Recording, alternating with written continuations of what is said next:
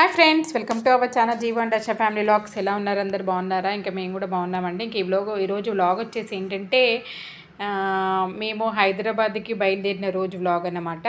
ఇంకా ముందు రోజు నైట్ మంచిగా రెస్ట్ తీసుకున్నాము. ఇంకా రెస్ట్ తీసుకొని ఇంకా మార్నింగే లేచామన్నమాట. లేచేసి ఇక అందరం ఫ్రెష్ అయిపోయి ఇంకా యాక్చువల్గా మేము కార్లో వస్తున్నాం అన్నమాట. ఇంకా కార్లోకి సంబంధించిన లగేజ్ అన్ని ముందే తీసుకొని పెట్టుకున్నాం కదా, ఇంకా అవే మొత్తం అన్నీ నీట్గా సర్దుకుంటున్నాం అన్నమాట. ఇంకా ఇదే అండి లాస్ట్ డే అన్నమాట. లాస్ట్ ఫ్యూ మినిట్స్ ఆ హౌస్లో ఉండడం అన్నమాట, బెంగళూరు హౌస్లో. చూసండి, ఇంకా అందరం రెడీ అయిపోయాము. దేవుడికి కూడా మంచిగా దండం పెట్టుకొని ఇంకా జర్నీ కూడా మంచిగా జరగాలి అన్నట్టు అనుకుంటున్నాం అన్నమాట. ఇంకా అదే జరుగుతుంది ప్రాసెస్. ఇంకా అదిగోండి మా పిల్లలు కూడా మాట్లాడుతున్నారన్నమాట ఒకరికొకరు, ఇదే లాస్ట్ ఇక్కడ, ఇంకా మళ్ళీ బెంగళూరుకి ఎప్పుడు వస్తామో ఏంటో అనేసి, ఎంత మిస్ అయిపోతామో అన్నట్టుగా అనుకుంటున్నాము. ఇంక ఇదో అండి మా కమ్యూనిటీ అన్నమాట. ఇదంతా డైలీ ఈవినింగ్ మేము వాక్ చేసే రూట్ అన్నమాట. చాలా పీస్ఫుల్గా ఉంటుందండి. ఇంకా దీన్ని కూడా మిస్ అయిపోతాము, చాలా బాగా మిస్ అయిపోతాం అన్నమాట. ఇంకా బయలుదేరాము, ఇంకా వచ్చేస్తున్నాము. Off to Hyderabad. Bye bye Bengaluru.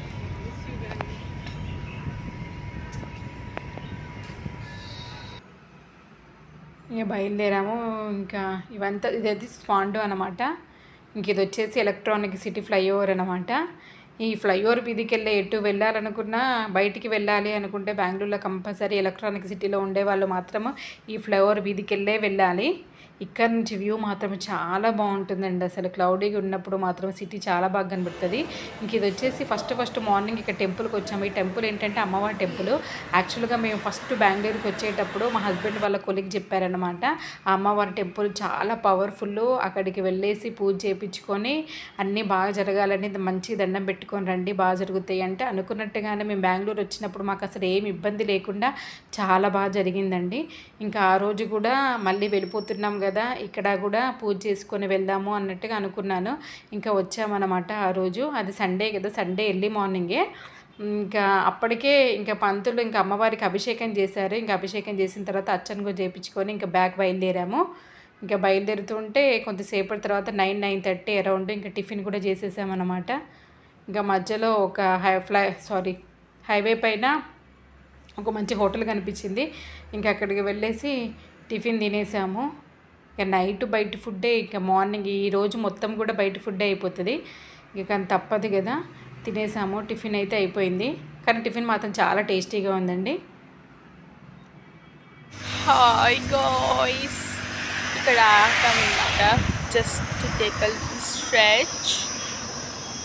We are literally on the highway.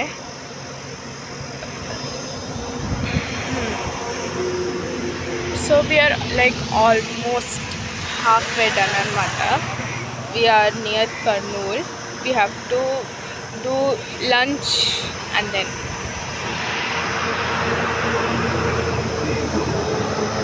hi friends.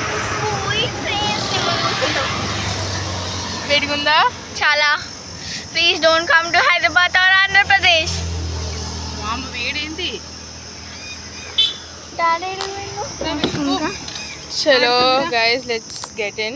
Oh my god, 2 minutes baitunam and our faces literally changed. Okay, it's really hot anamata. You know? Yeah. Chudo restaurant. Okay, so to eat we have to see restaurant. అది కాదు, చూస్తే restaurant అయితే.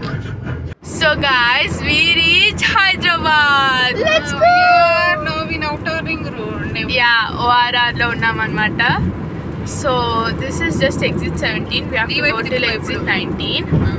We have to go till exit 19 anamata. We are like almost there. In your